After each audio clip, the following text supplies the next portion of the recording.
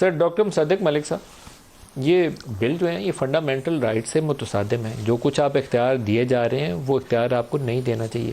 جب تک پارلیمان کی اوور سائٹ نہ ہو، اس کے اوپر کوئی لیگل کورز وہ باقاعدہ نہ ہو، پیچھے آپ کو کرنا ہو کہ فنڈامنٹل رائٹس کی خلاف ورزی نہ ہو جائے، کسی جو سول لبرٹیز ہیں اس سے متصادم نہ ہو جائے، آپ ایسی قانون سازی نہیں کر سکتے. آپ کرے جا رہے ہیں، ٹھک کرے جا رہے ہیں. 70-75 بل آپ نے پاس کر دیے. کیوں؟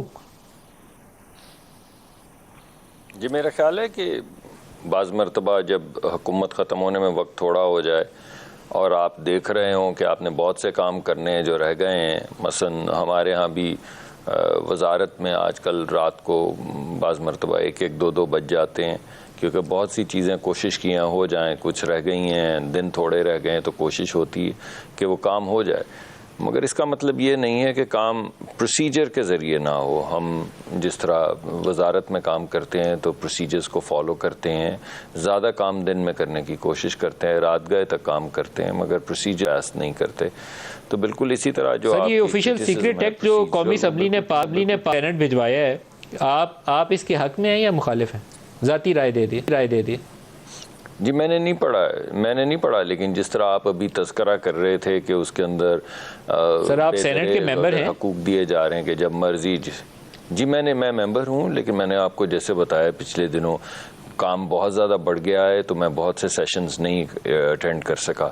لیکن آپ کی یہ کرٹیسزم، سر وہ وائلنٹ ایکسٹریمزم والا بل تھا وہ آپ نے پڑھا تھا؟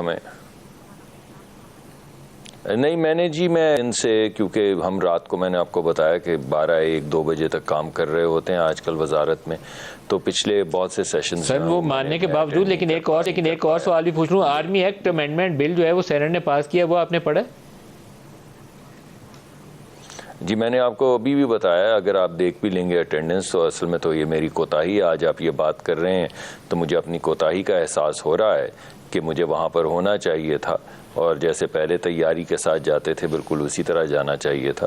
لیکن یہ پچھلے جو کافی دنوں سے میں وہاں پر نہیں جا سکا. میں نے اس کی وجہ بھی بتائی، مگر وہ وجہ بھی کچھ ایسی اچھی ایکسکیوز نہیں ہے.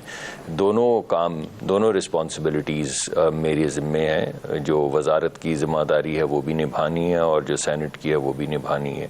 تو مجھے لگتا ہے کہ لیکن ایک جمہوری پارٹی کے طور پر جو ووٹ کو عزت دو کا نعرہ لگاتی رہی تھی، آپ لوگوں کے سامنے جائیں گے تو کیسے جسٹیفائی کریں گے؟ جی میں تو سمجھتا ہوں کہ 2 چیزیں بے انتہا ضروری ہیں. ایک تو کانٹینٹ ہے جس پہ آپ گفتگو فرما رہے ہیں کہ فلاں بل میں کچھ چیزیں اچھی ہیں، کچھ چیزیں بری ہیں. مثلا آپ نے 1-2 چیزیں کہیں کہ اگر کوئی حساس جگہ پہ ہے اور وہ انٹرفیئر کر رہا ہے تو چلیں، ایک اچھی چیز ہے، انٹرفیئرنس کو ختم کرنے کی کوشش کی جا رہی ہے.